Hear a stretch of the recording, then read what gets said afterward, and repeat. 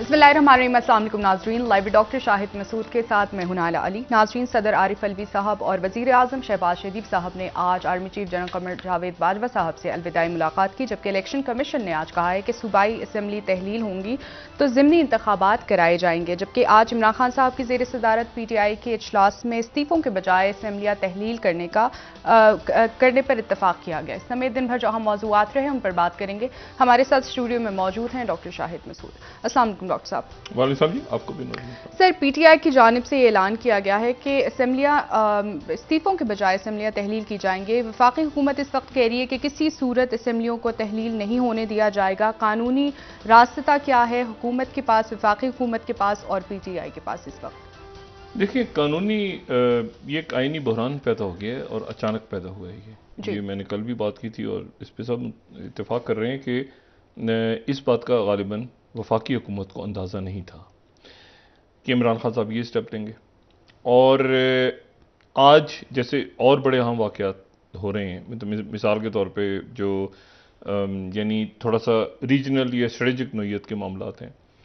Doctor Mossadegh Malik जो हैं वो निकले हैं मॉस्को के लिए। वो हैं वफाकी वज़ीर मुमलिकत बराए पेट्रोलियम। वो गए रशिया कि रशिया से निगोशिएट किया जाए कि कैसे ऑयल आ सकता है और ये सारा। और हिना रबानी खर साहबा जो हैं वो काबुल गई हैं। ये बड़ी एक इम्पॉर्टेंट बात है, क्योंकि वहाँ पर उनके जो TTP और IS और बाकी जो मामलात हैं अफगानिस्तान में स्टेबलाइज नहीं है। लेकिन यहाँ पर जो पंजाब का बहरान है वो एक संगीन रुख इख्तियार कर रहा है, क्योंकि मेरे पास इतला जो मेरी बात हुई अभी PTI के मरकज़ी रहनुमाओं से, तो जुमे के रोज़ वो पार्लिमानी पार्टी का इजलास है और हफ्ते को वो ऐलान करेंगे असेंबलीज को डिसॉल्व करने का, और ऐलान वो करेंगे अगले हफ्ते, यानी अगले हफ्ते की डेट दे देंगे। ये आज जो चीज़ें फाइनलाइज हैं उसके मुताबिक मैं बात कर रहा हूँ कि यानी ये हफ्ता ख़त्म होता है तो इस हफ्ते के वीकेंड तक, और वो इसके बाद उनके जहन में ये है कि ये मार्च के, क्योंकि 20 मार्च को जो है वो 20 मार्च के आगे पीछे रमज़ान शुरू हो रहा है, तो उससे पहले पहले इलेक्शन हो जाए। सही। अच्छा, और इसके ऊपर मुशावरत भी हो गई है, इस्तीफे भी आना शुरू हो गए हैं मुख्तलिफ, और कल परवेज़ इलाही साहब की। और अब इसमें वफाकी हुकूमत के पास क्या ऑप्शन है, और शाखावर साहब हमारे साथ मौजूद हैं। शाखावर साहब अस्सलाम वालेकुम। जी वालेकुम अस्सलाम। शाखावर साहब, पहले तो जरा ये मुझे बताइए कि वफाकी हुकूमत क्या कर सकती है इस मरहले पे? पंजाब, वो कह रहे हैं कि पंजाब की असेंबली को नहीं टूटने देंगे, क्या ऑप्शन हो सकता है?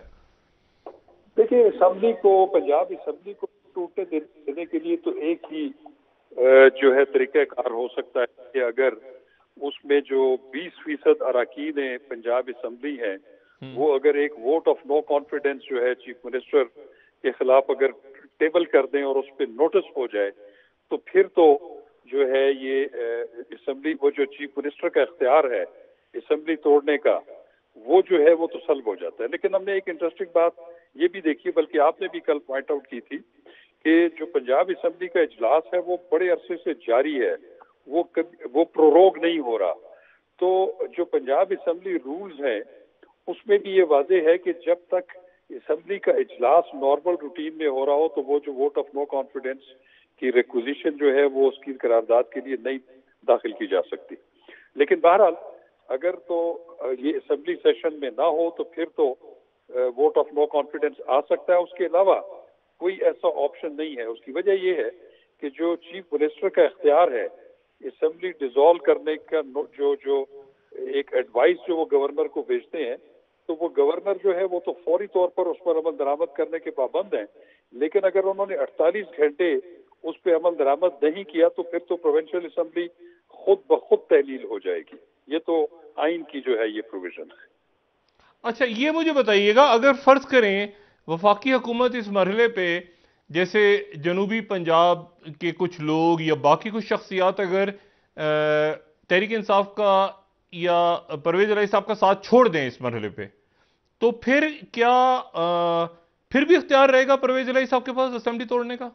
जी बिल्कुल रहेगा। देखिए, इससे कोई फर्क नहीं पड़ेगा कि उसमें से जो पीटीआई के अरकान असम्बली अगर वफादारी तब्दील करते, इवन अगर वो इस्तीफे भी दे देते हैं, तो फिर भी जो इख्तियार है असम्बली डिसॉल्व करने का आर्टिकल 112 के तहत चीफ मिनिस्टर का, वो तो बिल्कुल उसका बड़ा एक प्रीरोगेटिव है उसका, वो तो इख्तियार खुसूसी है, उसको तो किसी तौर पे भी सल्ब नहीं किया जा सकता, क्योंकि बगैर कोई वजह बताए हुए भी अगर कुछ लोग कम यानी कुछ लोग कम हो जाएं, फिर भी वो तहरीक अदम एतमाद और वो सारा नहीं हो सकता सिलसिला? नहीं, बिल्कुल भी ऐसी कोई सूरत हाल नहीं है, क्योंकि ये तो एक इख्तियार है जो कि वजीर आजम को आर्टिकल 58 के तहत और वजीर आला को आर्टिकल 112 के तहत ये इख्तियार हासिल है कि वो किसी वक्त भी बगैर वजह बताए असम्बलीज की, या वो चाहे वो कौमी असम्बली हो या सूबाई असम्बलियां हो, उसको डिसॉल्व करने का उनके पास इख्तियार खुसूसी है। अच्छा, वजह बताए बगैर। अच्छा, गवर्नर राज लग सकता है पंजाब में? देखिए, गवर्नर राज जो है ये भी एक ट्रिकी इशू है। ये किसी ऐसे रूटीन में नहीं लग सकता, क्योंकि जो इमरजेंसी की जो प्रोविजन है उसमें तो दो किस्म की इमरजेंसीज लग सकती हैं। एक तो इमरजेंसी अगर वॉर और इंटरनल डिस्टर्बेंसेस के तहत हो, वो आर्टिकल 232 के तहत है, प्रेसिडेंट के पास इख्तियार है। लेकिन वो जो इंटरनल डिस्टर्बेंसेस की भी जो इमरजेंसी है वो भी तब लग सकती है कि तब कोई सूबाई हुकूमत जो है खुद एक करारदाद मंजूर करके ऐसा करने का ना कहे। दूसरी सूरत में अगर सदर खुद इमरजेंसी इम्पोज करते हैं तो 10 दिन के अंदर अंदर उसको दोनों हाउसेज के सामने रखना पड़ता है। अगर दोनों हाउसेज उसको डिसअप्रूव करें तो वो 10 दिन के बाद वो नोटिफिकेशन खत्म हो जाता है। नहीं तो वजीर आजम का क्या रोल है इसमें, गवर्नर राज में? गवर्नर राज में जो है वो तो जो सूबाई असम्बली की, सूबाई हुकूमत की हद तक है, उसमें तो उसमें एक फर्क है।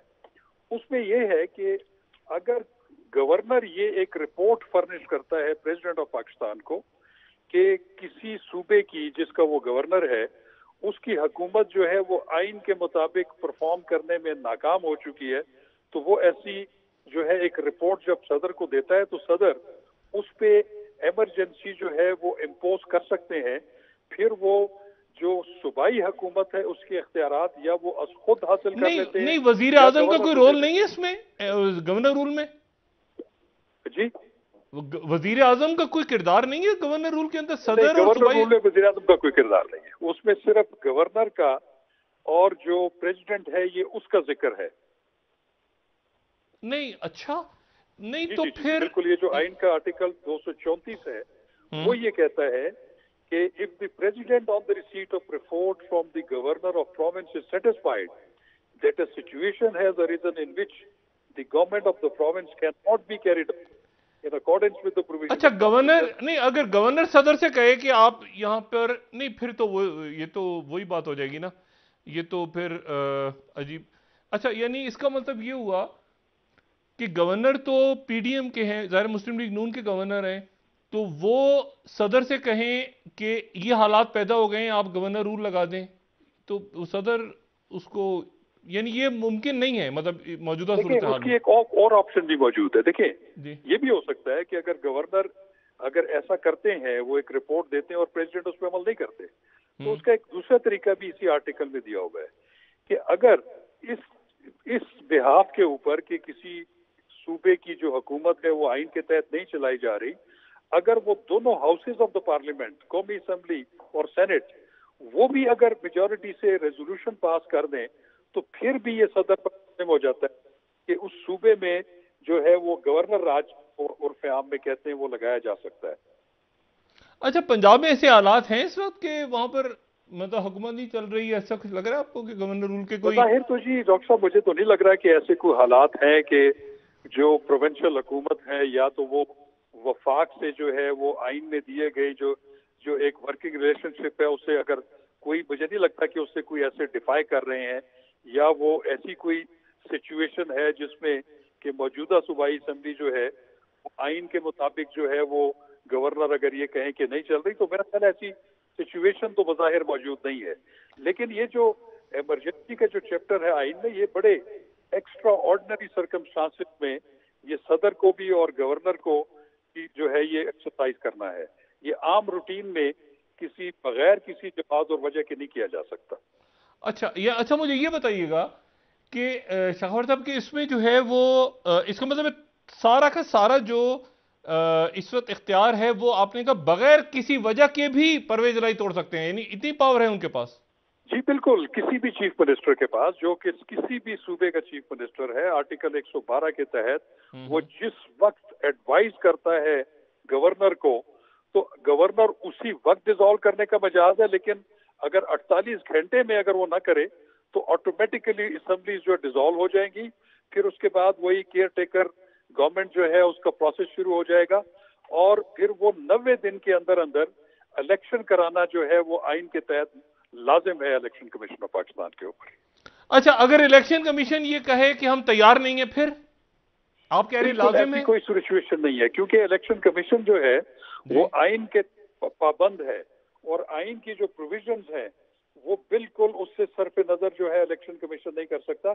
उन पे बाइंडिंग है कि अगर असेंबली डिसॉल्व हो जाए तो केयर टेकर कैबिनेट और जो गवर्नमेंट बनने के फौरन उसके डिसॉल्व होने के 90 दिन के अंदर अंदर उन्होंने इलेक्शन हर सूरत में कराने।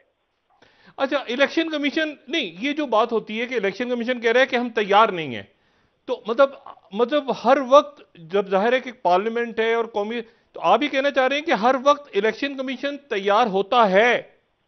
बिल्कुल तैयार होता है, इसमें तो कोई दूसरी राय नहीं है।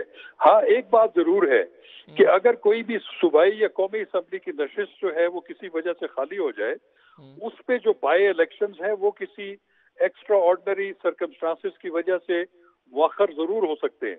लेकिन जहां पे असेंबली डिसॉल्व हो जाए अपनी मुद्दत पूरी कर ले, तो फिर मुद्दत पूरी करने के 60 दिन के अंदर अंदर इलेक्शन होना लाजिम है। और अगर असेंबली, सूबाई असेंबली अगर चीफ मिनिस्टर की एडवाइस पे डिसॉल्व हो जाए तो फिर वो 90 दिन के अंदर अंदर करना लाजिम है। इस पे इलेक्शन कमीशन का कोई सवाबीदी इख्तियार नहीं है। अच्छा, आप क्या मशवरा देंगे वफाकी हुकूमत को इस वक्त कि वो कह रहे हैं कि हमने पंजाब को नहीं, पंजाब हुकूमत को रखना है, आप क्या मशवरा देंगे उनको? अगर मेरा ख्याल है कि फेडरल गवर्नमेंट के पास जो ऑप्शंस हैं वो आईनी तौर पे बहुत कम है, जबकि ऐसी सूरत में चीफ मिनिस्टर के पास जो पावर्स हैं वो बिल्कुल वाज़े हैं। तो इमरजेंसी इम्पोज करने के अलावा वो भी, क्योंकि उसके लिए एक गैर मामूली हालात की जरूरत होती है, जो कि ऐसे हालात इस वक्त नहीं है। फेडरल गवर्नमेंट के पास जो है कोई ऐसा इख्तियार इस वक्त मौजूद नहीं है। शाखा साहब, बहुत शुक्रिया आपका, थैंक यू वेरी मच। अच्छा, अब ये जो है ना, ये एक बड़ी इसको कोई चलो तुरुप का पत्ता कह रहे हैं, कोई इसको स्ट्रोक कह रहे हैं, कोई किसी मास्टर स्ट्रोक है, जो भी, लेकिन उसके नतीजे में अब यहाँ पर जो है वो यानी जो मैंने आज बात की कि आज तय हो गया, जो आज इजलास हुआ, उस हुकूमत, वाकई हुकूमत जो है मरकजी हुकूमत, वो भी इसके ऊपर अपने ऑप्शंस पे गौर करती रही है आज तमाम रोज। और 2-3 ही बात, अच्छा ये बड़ी अजीब बात है कि परवेज इलाही साहब ने, बड़ी दिलचस्प बात है कि परवेज इलाही साहब मुख्तलिफ वजूहात की बुनियाद पे, आपको पता है वो दोस्त मोहम्मद मजारी साहब और वो उसके गवर्नर का पंजाब में बड़ा फटा पड़ा रहा है, हमजा शहबाज साहब आ गए थे, फिर वो अच्छा, अब मसला ये है कि उन्होंने दूसरी वजूहात की बुनियाद पे, क्योंकि एक मतलब उन्होंने इजलास कई हफ्तों या महीनों से उन्होंने उसको कायम रखा हुआ है। अच्छा, एक इजलास जब कायम होता है, यानी वो चल रहा होता है एक इजलास, तो उस इजलास में तहरीक अदम एतमाद नहीं आ सकती। तहरीक अदम एतमाद पेश करने के लिए जरूरी है कि दूसरा, यानी वो एक इजलास खत्म हो जाए और फिर वो जो 20% या जो भी एक खास तादाद में अराकीन जाएं और तहरीक अदम एतमाद पेश करें। तो परवेज इलाही साहब के ये ज़हन में था कि ये कोई तहरीक अदम एतमाद नहीं, उन्होंने इजलास ही पोस्टपोन नहीं किया और वो चलता गया। ये वक्त आ गया, अब यहां पर अगर इजलास नहीं हो रहा था तो तहरीक अदम एतमाद पेश करते, जोड़ तोड़ होती, आगे पीछे सारा करके वो पीडीएम की हुकूमत वहां आ जाती। मसला है कि वो इजलास चल रहा है और इजलास जब चल रहा है तो उसमें उनके पास पावर है। अच्छा, अब ये भी बड़ी इंटरेस्टिंग बात है कि चलते हुए देखें, आप याद करें कि इसमें जब ये कौमी असेंबली का इजलास हुआ था, तो कौमी असेंबली का जब इजलास हुआ था तो वो इजलास अराकीन, जो पीडीएम के अराकीन थे और इत्तेहादी, उनके कहने के ऊपर ये इजलास हुआ था। और उस इजलास में जो है वो इसीलिए ये हुआ था कि तहरीक उस पेश इजलास की गई। में तहरीक पेश हुई थी और वहां पर असेंबली नहीं टूट सकी थी उस वक्त, जी। क्योंकि उस वक्त वो कामयाब हो गई थी तहरीक तहरीक अदम एतमाद कामयाब हो गई थी, असेंबली तोड़ी गई थी, सुप्रीम कोर्ट में केस चला गया था, उन्होंने कहा था खिलाफ आइन का तो ये अब ये यहां पर एक बड़ा मसला है कि वो चलती हुई असेंबली नहीं थी कि जिसमें वो तहरीक पेश हुई थी, वो बुलाई गई थी। तो सर यहाँ पे क्या वफाकी हुकूमत के पास ऑप्शंस कम है, जिस तरह शाह खबर साहब ने मैं देखिए ना, ये तो इन्होंने जो ऐलान कर दिया इस्तीफों का नहीं, असेंबलियां तहलील करने का। यानी पहले तो एक उबाम था ना, वो अब तो असेंबलियां तहलील करने का। और आज ये बात अभी जो आज की इजलास हुआ है उसमें ये हुआ है कि जी हफ्ते के दिन तारीख अनाउंस करेंगे। तो मैंने पूछा कि जी हफ्ते के दिन कौन सी तारीख अनाउंस करेंगे, यानी सैटरडे को। तो उन्होंने कहा जी हम सैटरडे को अनाउंस करेंगे अगले हफ्ते की, यानी मंडे या ट्यूसडे जो भी उस तारीख को असेंबलियां जो है रिजॉल्व हो जाएंगी। अभी सारा का सारा जो इशू है वो है परवेज इलाही साहब के पास। परवेज इलाही साहब जो हैं वो कह रहे हैं कि मैं इमरान, क्योंकि देखें परवेज इलाही साहब भी सियासतदान तो है ना जी। जो अगला इलेक्शन है, अब परवेज इलाही साहब के जो मेरी मुस्लिम लीग काफ के कुछ लोगों से बात हुई, वो कह रहे हैं जी मसला ये है कि यहां पर जो है वो पहली बात तो ये है कि इलेक्शन होता है तो पंजाब के अंदर इस वक्त माहौल तो इमरान खान के लिए बना हुआ है। दूसरी बात यह है कि वो जाहिर सी बात है कि वो जो यानी इलेक्शन में जाहिर है कि परवेज इलाही साहब को तो वजीर आला बनाने से रहे, यानी पहले तो एक ऑप्शन था परवेज इलाही साहब के पास, जाहिर है वो इत्तेहादी थे, लेकिन उस वक्त उन्होंने ये डिसाइड किया था कि मैंने इमरान खान के साथ जाना है। अच्छा, उसके बाद जो मूवमेंट चली और जलसे हुए और सारे इमरान खान साहब ने इलेक्शन सारे जीते सारा, तो परवेज इलाही साहब तो इस वक्त यानी वो इस वक्त ऐसी पोजीशन में है ना कि वो मतलब वो क्यों जाएंगे। अच्छा, वो उनसे क्या बात होगी कि अच्छा जी मैं असेंबली नहीं तोड़ता, तो ऐसा है कि 4-5 महीने के बाद जो है ये 2-3 महीने में और खींच लेता हूं, 4 महीने। जो मेरी काफ के लोगों से बात हुई ना, मैंने कहा क्यों, अगर ये ऑफर आपको आती है जो पहले आई थी जी, और पहले दुआ वगैरह भी हो गई थी, आपको पता है दुआ हो खैर मुबारक बातें मिठाई बढ़ गई थी, परवेज इलाही साहब उधर चले गए। तो वो ये कहते हैं कि मुझे अब ये बताएं कि हमें पहले तो परवेज इलाही साहब को वजारत आला की ऑफर हुई थी ना, अब परवेज इलाही साहब तो वजीर आला हैं ऑलरेडी, तो अब नई चीज क्या ऑफर होगी, और क्या अगले इलेक्शन में परवेज इलाही साहब को बनाएंगे नवाज शरीफ साहब और शहबाज शरीफ साहब अपनी पार्टी छोड़ के, या यहाँ पे इलेक्शन कमीशन की जानिब से जो कहा गया है कि ज़िमनी इंतखाबात होंगे, अब आइन में क्या ये पॉसिबिलिटी मौजूद है कि ज़िमनी इंतखाबात होंगे या आम इंतखाबात कराए जाएंगे? नहीं, पंजाब असेंबली टूट गई तो उसमें ज़िमनी इलेक्शन तो नहीं हो सकता। नहीं, सवाल मेरे ख्याल से थोड़ा सा इसको करते हैं, ज़िमनी इंतखाबात नहीं होंगे ना पंजाब में। ज़िमनी इंतखाबात होंगे तो वो फिर इलेक्शन कमीशन का ये बयान नहीं, इलेक्शन कमीशन ने तो वो नुक्ता ठीक है कि वो कहलाएंगे तो ज़िमनी इंतखाबात, लेकिन वो ज़िमनी इंतखाबात जो हैं वो जो पंजाब के जनरल इलेक्शंस आ रहे हैं तो वो उससे 2 महीने पहले फिर होंगे और फिर 2 महीने बाद दोबारा होंगे, 2-3 महीने बाद दोबारा होंगे, मतलब 2 दफा कैसे होंगे। मुल्क की मईशत का हाल देखें ना, तो इस वक्त मैंने आपसे कहा ना कि एक तो वो स्ट्रेटेजिक सिचुएशन है जिसके ऊपर सारा फोकस है। कल जो है वो नए आर्मी चीफ अपना जो है वो ओहदा संभाल रहे हैं जनरल आसिम मुनीर साहब, और अल्लाह ताला से दुआ है कि मुल्क के लिए, रियासत के लिए, सब के लिए ये जो चेंज आ रहा है ये बहुत बेहतर हो। लेकिन इशू है कि ये जो बहरान खड़ा हुआ है ना, ये बड़ा बहरान है। मतलब पंजाब जो है ना, वो नवाज शरीफ साहब, देखिए ना, नवाज शरीफ जिसका पंजाब उसका मरकज, ठीक है, और ये पंजाब जो है वो मतलब नवाज शरीफ साहब को अगर आप कहेंगे जी आप केपी ले लें या बलूचिस्तान, तो पंजाब है ना असल तो पंजाब है। अब पंजाब के अंदर एक ऐसी सूरत पैदा हो गई है जहां पर यानी एक तो इससे पहले यह था कि जी 2 ऑप्शन होते थे हमेशा, एक होता था परवेज इलाही साहब का ऑप्शन और एक होता था शरीफ फैमिली या चौधरी शुजात हुसैन या परवेज इलाही साहब, 2 पावर सेंटर्स थे। अब जो है ये जो इमरान खान हैं, मतलब ये एक ऐसा नया पावर सेंटर है पंजाब में जिसमें परवेज इलाही साहब के लिए इस वक्त इमरान खान साहब को छोड़ना और वहां से उनको क्या मिलेगा। मैंने पूछा ना, वो कहते हैं कि यार 1 मिनट, वो क्या देंगे, अब क्या देंगे इस मरहले पे। उस वक्त शायद परवेज इलाही साहब, उस वक्त जब नई नई हुकूमत खत्म हुई थी इमरान खान साहब की, और एक बड़े दगरगूं से हालात थे, तो शायद उस वक्त बात बन जाती। कह रहे इस वक्त तो हम अगर इमरान खान कहते हैं कि अच्छा जी मैं आपको इतने टिकट, और इमरान खान के साथ वो देखें वो एक इत्तेहाद तो बन गया है ना, उधर एक इत्तेहाद है जिसने अभी अगली शक्ल लेनी है, जो मैंने कल भी बात की थी। मतलब मेरे लिए बड़ी हैरानकुन बात होगी कि अगले इलेक्शन में पीपल्स पार्टी और मुस्लिम लीग नून एक साथ हों। मतलब एक बड़ी अजीब सी एक होगी बात, क्योंकि उस सूरत में जो है वो पंजाब में क्या मतलब ये कैसे पॉसिबल होगा।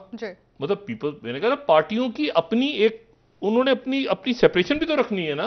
मतलब एक मेन पार्टी है, बाकी इत्तेहादी हैं। अभी देखिए मुस्लिम नून की हुकूमत है, पीपल्स पार्टी इत्तेहादी है, तो अगली हुकूमत अगर वफाक में कैसे, मतलब वो पीपल्स पार्टी की होगी और नून इत्तेहादी होंगे, मतलब कैसे, या ये कि नून की फिर गवर्नमेंट होगी और पीपल्स पार्टी इत्तेहादी। पीपल्स पार्टी तो चाहेगी कि हम मरकज में अच्छा, और अगर वो इत्तेहादी बन के आते हैं या वो ये कहते हैं कि जी हम यहां से आपको चले, कैसे होगा मुझे बताएं ना। वो कहेंगे कि हमें पंजाब से सीटें दे दें। यानी अब देखते हैं सियासत में क्या होता है। वो कहते हैं कि अब पंजाब से सीटें दें, मिसाल के तौर पे पीपल्स पार्टी कहती है आप हमें 5 सीटें 10 सीटें दे दें और हम आपको सिंध से दे देते हैं। तो उसके और पता चला कि वहां पर वो मुतहदा उम्मीदवार फिर हार गए, जो कि अभी इलेक्शंस में हुआ है सर। तो फिर क्या होगा? ठीक है डॉक्टर साहब, तो बड़ी ट्रिकी सिचुएशन है जिसमें मेरा ख्याल है कि इस यहां पर ऑप्शंस कम है वफाक के पास, वफाकी हुकूमत के पास कम है। अच्छा, और ये अगर पंजाब में इस वक्त ये हुकूमत गिरा देते हैं और अगले जो कि 90 डेज के अंदर इलेक्शन हो जाता है, जो कि कैलकुलेशन करके बैठे हैं इमरान खान, तो फिर एक बड़ी अजीब सी सूरत हाल होगी। ठीक है सर, ब्रेक से वापस आके इस पर मजीद आपसे बात करते हैं। नाज़रीन, एक ब्रेक हमारे साथ रहिए।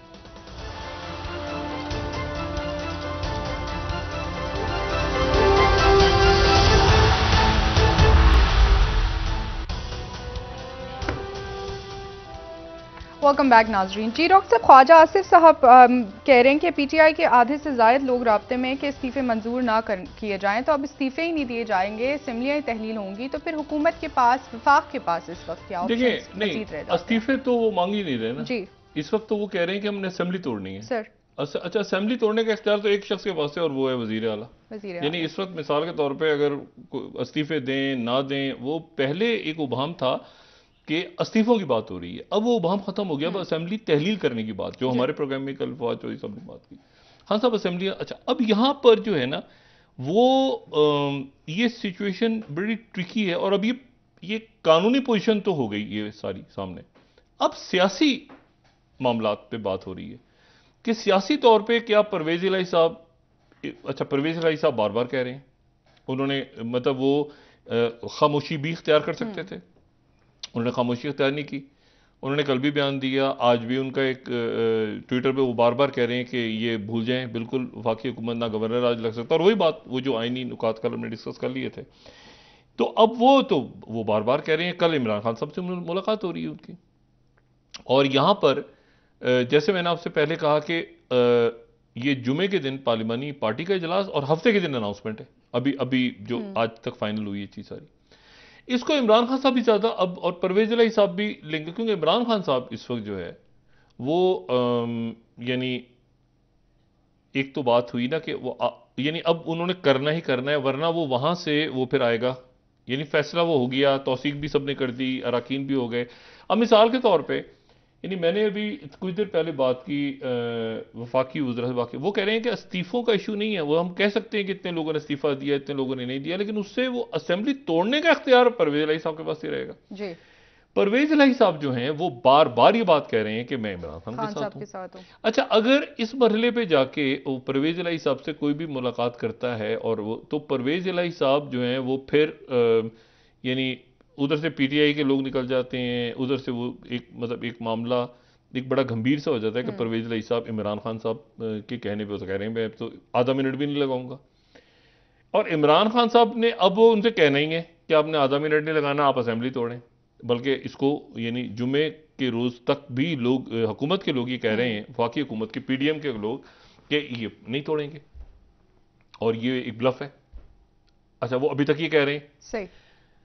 यहां पर इमरान खान साहब की पूरी पार्टी ने उनको कह दिया कि हम तो साथ खड़े हैं आपके, और परवेज इलाही साहब ने भी कह दिया कि आधा मिनट भी नहीं लगेगा। तो ये एक सिचुएशन ऐसी है जिसमें अब मुझे नहीं पता कि वफाकी हुकूमत के पास क्या ऑप्शंस हैं इस वक्त, क्योंकि आज भी जो उनके इजलास हुए हैं उसमें कोई बात सामने नहीं आई। जो पंजाब है वहां पर वो सारा का सारा परवेज इलाही साहब ने कह दिया। इमरान खान जब कहेंगे, अच्छा ये मैंने आपसे वही आता था, परवेज इलाही साहब एक दरवाजा खुला रख सकते थे कि वो अब काफ के लोग बैठेंगे, हम देखेंगे। उन्होंने कहा नहीं ये तो अमानत है, तो आधे मिनट के अंदर। और कल इमरान खान से मिलने के बाद वो कहेंगे कि मैंने तो इमरान खान साहब इशारा करेंगे तो मैं तोड़ दूं। हाँ। तो सारा का सारा अब इमरान खान साहब पे आ गया। तो ये जो पंजाब और केपी की असेंबलियां जो हैं वो तहलील हो जाती हैं, तो उसके नतीजे में वफाकी हुकूमत तो कहेगी कि हम अपनी जगह मौजूद हैं। इससे पहले वफाकी हुकूमत ने कहा था कि आप पहले 2 असेंबलियां जो है वो तोड़ें तो फिर हम मरकज में इंतखाबात कराएंगे। लेकिन अब वहां पर ये कहा जा रहा है कि ये असेंबलियां तोड़ दें तो हम तो वफाकी हुकूमत अपनी जगह पर रहेगी। तो ये इमरान खान साहब जो हैं वो उनकी कैलकुलेशन ये है कि जब 2 सूबों की हुकूमतें नहीं होंगी, और वो जो उन्होंने दी इतनी सारी सीटों पर इलेक्शन कैसे होगा, ये तो पूरे मतलब 500 से ज़्यादा 550 सीटें जो है वो खाली हो जाएंगी, सिंध से भी इस्तीफा दे रहे हैं। तो ये एक बड़ा क्राइसिस है, क्योंकि उसकी वजह ये कि जो जनरल इलेक्शन होना है और जो ये इलेक्शन है जिसको ज़िमनी इलेक्शन कहें या जो भी कहें, इसका टाइम बड़ा कम है।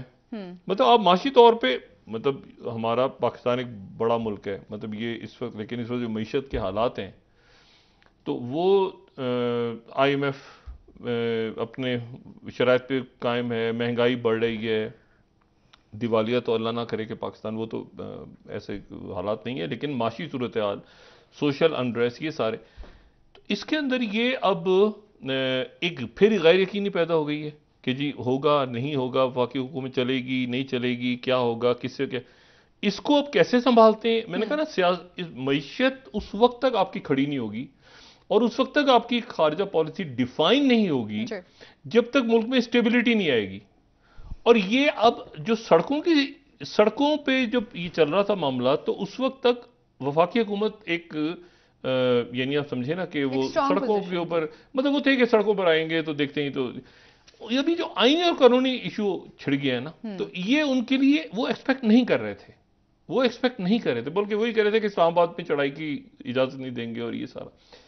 तो इससे अब कैसे, इस अदम इस्तेकाम से कैसे हम निकलते हैं बतौर रियासत। मैंने आपसे कहा ना कि बहुत सारे इशू। अब देखिए, मैं आपको एक और आपसे बात कहूं, ये बज़ाहिर एक बहुत छोटी सी बात लगेगी, लेकिन ये आज के जो टर्किश जो नंबर 4 हमारी खबर है, इसको जरा इसकी सिर्फ इसकी गहराई देखें इस खबर की, कि Turkiye could possibly normalise type Egypt and Syria next. अच्छा, ये एक बहुत बड़ी खबर है।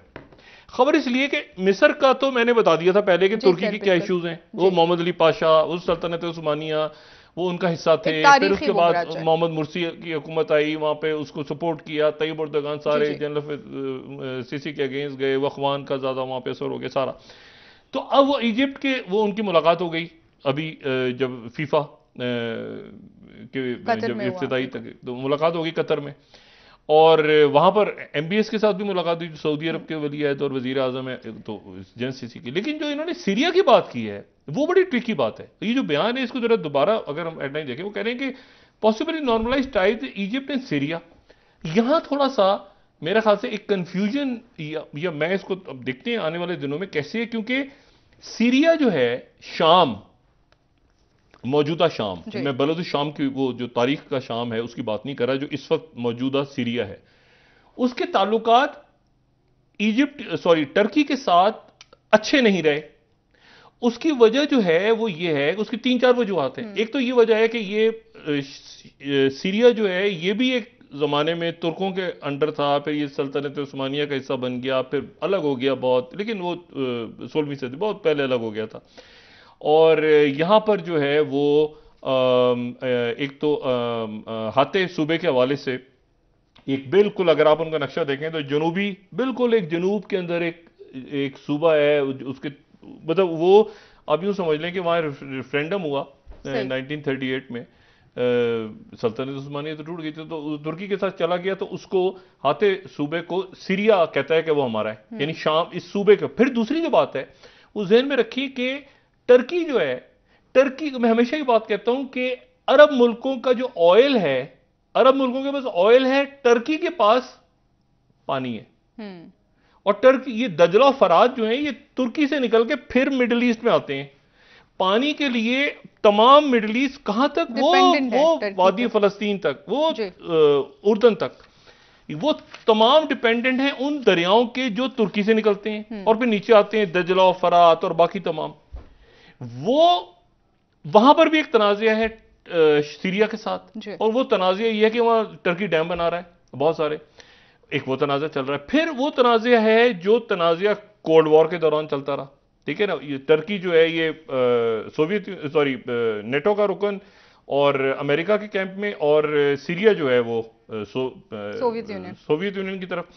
फिर ताल्लुकात बेहतर हो गए, लेकिन ताल्लुकात बेहतर हुए, लेकिन फिर ये जो सिविल वॉर हुई जब सीरिया में शुरू हुई, तो उसके दौरान एक मरहला तो ऐसा है तरबियती उनका जो मिलिट्री एयरक्राफ्ट गिरा दिया सीरिया। और अभी चंद रोज पहले जो पीकेके का अटैक हुआ है, जो वहां पे इस्तांबुल में हुआ है, एक अफसोसनाक वाकया, तो वो ऑलरेडी यानी अब्दुल्ला ओगलान जो हैं उनको तो निकाल दिया था सीरिया ने, ताल्लुकात बेहतर हो गए थे। 98 में कीनिया से भी गिरफ्तार कर लिया गया था, हम बात पहले भी कर चुके हैं।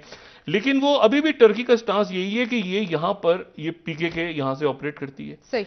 और फिर उसके बाद टर्की जो फोर्सेस अगेंस्ट बशार अल असद लड़ी हैं, वो उनको यानी सीरिया ने सपोर्ट किया। ठीक। तो अब सवाल ये है कि एक तरफ तो ये था कि ऑपरेशन शुरू हो रहा है और वो ऑपरेशन की तैयारियां भी हो रही हैं कि दोबारा ऑपरेशन करेगा, यानी टर्की जो है वो दोबारा उन फोर्सेस को सपोर्ट करेगा जो फोर्सेस जो हैं वो अगेंस्ट हैं बशार अल असद के। ठीक है। लेकिन फिर ये बयान आ गया कि टर्की के साथ भी अच्छा इंटेलिजेंस, दोनों मुल्कों के इंटेलिजेंस चीफ की मुलाकात हुई है कुछ अर्से पहले मॉस्को में टर्की के, और तो ये बड़ी अजीब सी सूरत हाल बन रही है।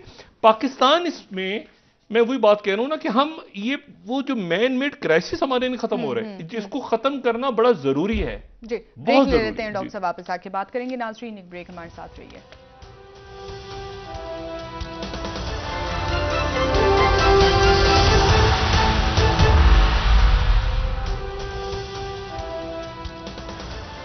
वेलकम बैक नाज़रीन। जी डॉक्टर साहब, गवर्नर राज के हवाले से बात की, और वज़ीर आज़म साहब अगर ये कोशिश भी करते हैं और असम्बलियों से पास भी करा लेते हैं और सेनेट से भी, तो उसके बाद भी दस्तखत जो है वो सदर आरिफ अलवी साहब ने ही करना है।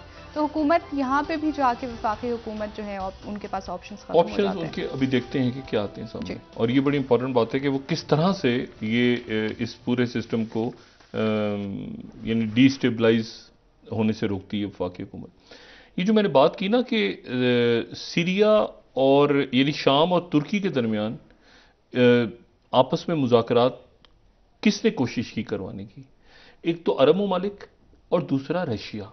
रशिया की कोशिश खामोशी से ये हुई कि सीरिया और टर्की के ताल्लुकात ठीक हो जाएं। अच्छा, अब ये ताल्लुकात क्या खराब होते हैं ठीक होते हैं, वो पूरा जो रीजन है उस पर असरअंदाज होगा। साथ ही एक बहुत बड़ी खबर जो डेवलप हो रही है वो ये है कि अगले चंद दिनों में ऐलान होने वाला है शी जिनपिंग के सऊदी अरब दौरे का। देखिए, मैं इसको, ये इतना इंपॉर्टेंट होने जा रहा है वाकया कि शी जिनपिंग जो है वो मिडिल ईस्ट आ रहे हैं, और सऊदी अरेबिया का उनका दौरा मेरे ख्याल से दिसंबर के फर्स्ट वीक, अचानक कोई डेट गालिबन अनाउंस होगी वो उनकी, और बड़ा लो प्रोफाइल में अभी तक उनके जो अनाउंसमेंट्स हुई हैं, मतलब फॉरेन मिनिस्टर के लेवल पे खामोश अचानक एक ऐलान होगा कि शी जिनपिंग जो है वो सऊदी अरेबिया आ रहे हैं।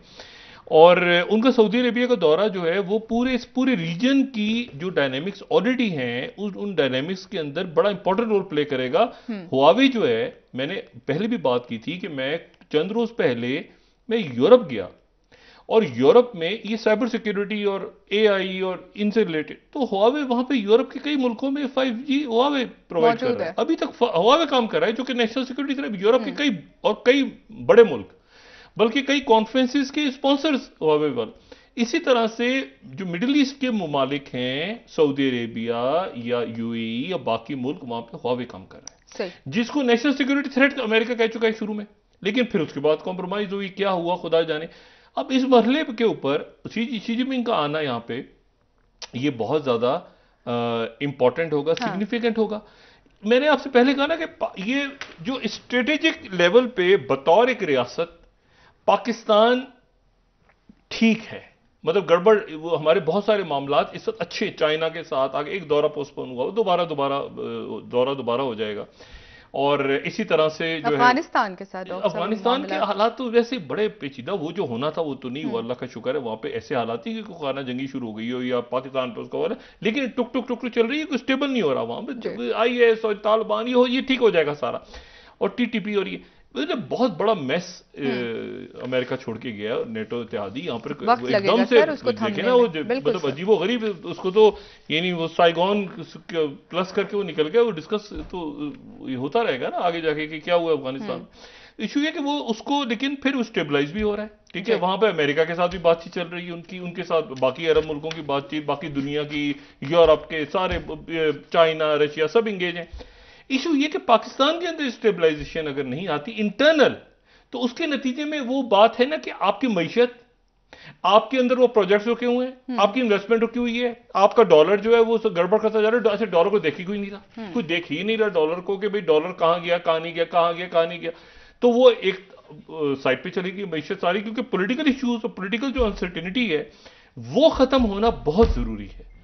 देखिए ना, एक रियासत है ना, एक तो मतलब सियासत, अगर आप ऊपर से देखें ना, अब मसाइल ऐसे हैं। अच्छा, अब देखें कितनी इंटरेस्टिंग बात है कि वहां पे तालिबान की हुकूमत हिंद रब्बानी खर्चा बगई सर, बिल्कुल बड़ी खुशाइन बात है। लेकिन इशू ये है कि वो जब ये देख रहे हैं कि पीछे गड़बड़ है और पीछे बात किससे करनी है। ठीक है, बहुत शुक्रिया डॉक्टर साहब। नाजरीन, प्रोग्राम का वक्त खत्म हुआ, कल इंशाल्लाह दोबारा आपसे मुलाकात होगी। मुझे नाइला अली को इजाजत दीजिए, अल्लाह हाफ़िज़। जी डॉक्टर साहब, अपने दोस्तों, रिश्तेदारों, गिरदोनवा के लोगों का सब ख्याल रखिएगा। अल्लाह हाफ़िज़।